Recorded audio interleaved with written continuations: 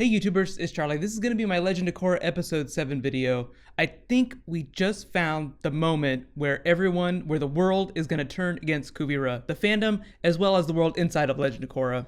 Everybody needs to give Team Varrick a high five for making everyone cry because they're happy and cry because they're really scared. That was the quote-unquote balance in this episode. Really sad but happy moments and one giant sad scary moment. Quick reminder, new giveaway starts right now. All you have to do to enter is be a subscriber and leave a comment on this video, but careful for spoilers if you haven't seen the episode yet. Starting with top 5 moments. Number 5, Korra returns to Air Temple Island. They had already released a clip really early of this of her reuniting with Naga, probably the saddest thing ever. If any of you guys have big dogs too, you'll understand why this was such a cry-worthy moment. It also answered where Pabu's been this whole time. I know everyone's been asking about where he's been in book 4. Clearly, just chilling with Naga. I was pretty certain after the rescue at the end of the last episode that they'd be heading back to Air Temple Island just because that's where Tenzin is. As much as other characters have evolved past him in terms of spiritual abilities like Jinora, Tenzin is still the character everyone goes to for advice. He's like dad by proxy for Team Korra, which is why I was really happy when he didn't blame Korra for all the bad things that have been going on. Not that I ever think that he would. The episode was all about reunions. This was just the first of many. Number 4, Team Korra Reunion Part 1. So first we have the Korrasami reunion. I know everyone keeps asking about them. It's all in the subtext. You can take whatever you want from it. Just remember this is a kid's show on a Viacom channel. I definitely love Korra's reaction to Prince Wu, the way he inserts himself as like a fifth wheel in their relationship between Mako and Asami. Bit of a bummer that Korra did not write to Mako. I think he's right to be outraged. I mean, I'd be pretty pissed. Just remember that book 4 is all about evolving as a character. It's been 3 years, so the hope is that Mako will not continue to be petty. Although this is the first time they've seen each other in the same room, so it's understandable that they kind of slide into their old habits. And for Korra and Mako, that just means arguing. That's just the way they say, I miss you. It's just their way of saying, I really missed you, I'm sorry for all the things that I did not do, like reaching out to you. As much as Korra has evolved as a character, like she's been through this big crucible, she still has a lot of that adorable bullheadedness. Whenever we did get a lot of Makora during book 2, I always enjoyed the scenes with them arguing more than I enjoyed the scenes with them like making out or being really relationshipy. It just feels much closer to what a normal teenage relationship would be like. Teenagers are supposed to yell at each other. They're not supposed to be super zen. That actually brings up an interesting point about how old the characters are right now. I think they're around the age of like 19 or 20 at this point. Just to bring it into the real world, think of them as being like college age, like 20-somethings at this point. Number 3, Team Korra Reunion Part 2. So this was where all the action was. This is where they really slid back into old Team Korra mode. Car chases and kicking butt. We also get to see some of Korra's new abilities at play. Her using spiritual energy to locate people. She uses the spirit vines the first time, but when she's in the train station, she doesn't need them at all. I think the spirit vines just heighten that ability. So theoretically, she could use that anywhere she is. Like she wouldn't need spirit vines to locate someone. It's just more precise when there are spirit vines around.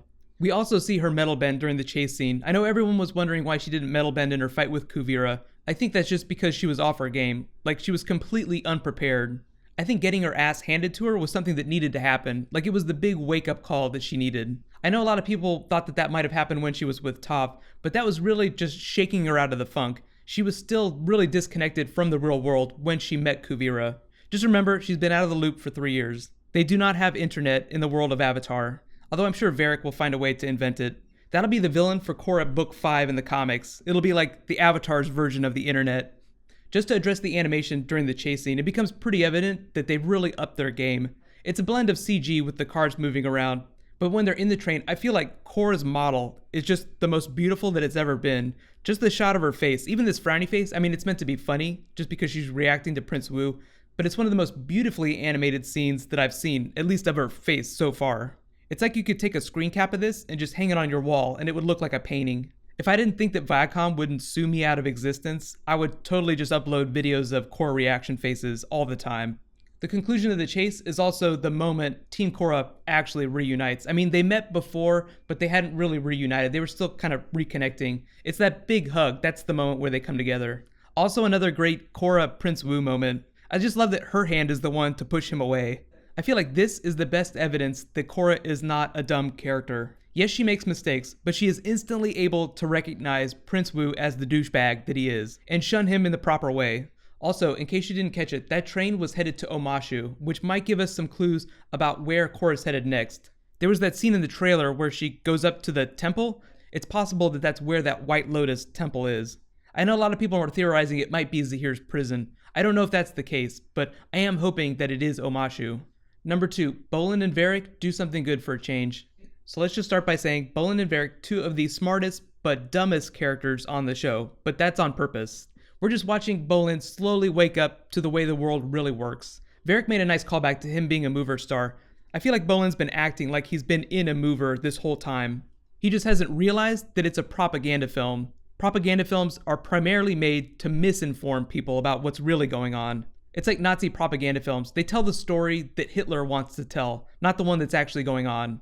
The benders they run into tell them what's really going on. Everyone who's not an Earth Nation citizen is being put into concentration camps. Just more World War II imagery. Plus you have the fact that her soldiers here look like Nazi stormtroopers anyway. Very creepy. Also, as predicted, Bolin and Varrick heading back to Republic City to tell everyone what's going on with the weapon. During their big save, Bolin has his big hero moment. No, we have to save these people. I feel like this is a giant corner that his character has turned. Very important moment. Also, a lot of badass lava bending. The other really important thing you need to notice is Varrick's machine that he MacGyvers, the magnetic machine, or actually it's really EMP.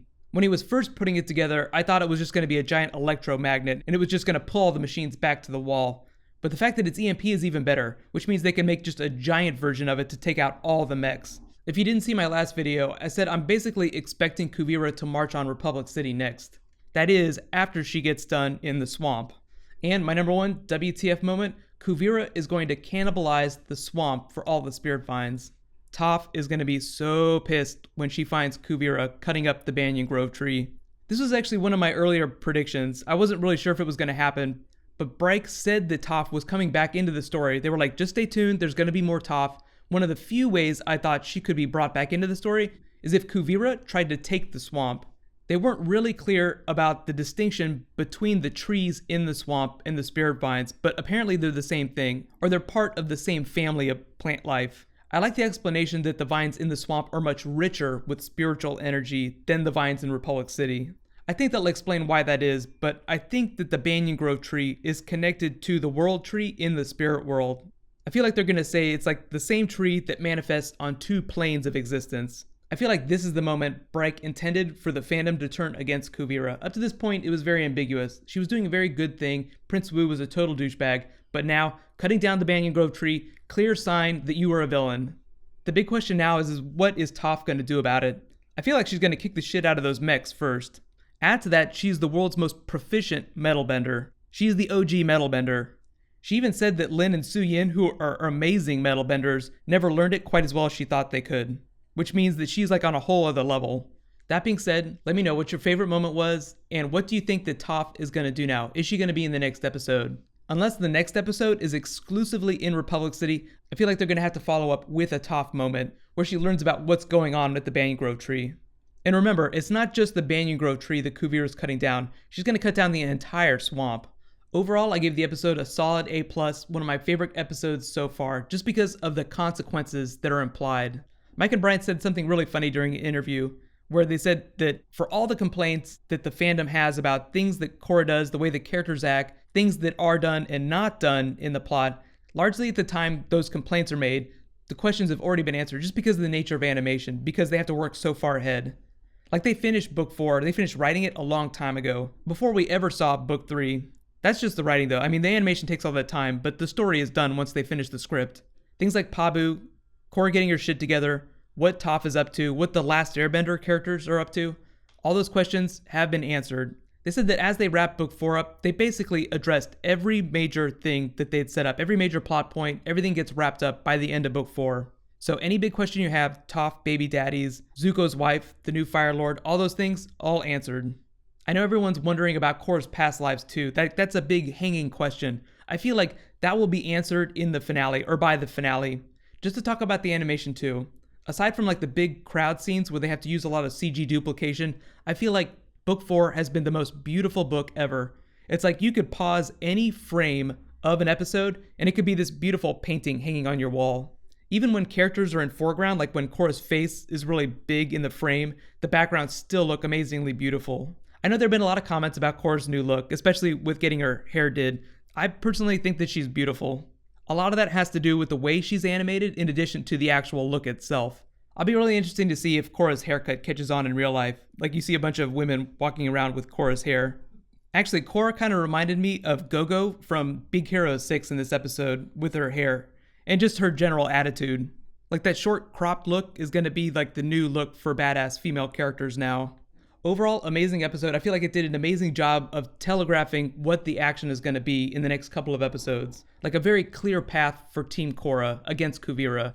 I'll just end by saying, do not worry about the Banyan Grove tree. There will be a reckoning, and its name is Toph Beifong. It's going to happen next week. Be sure to subscribe to get my video. I will be posting a Q&A for this tomorrow. You can click here to get that. I'll add the annotation as soon as I post it. And you can click here for my Korra episode 6 video. Thank you so much for watching. So let's all high five and say a prayer for the Banyan Grove tree.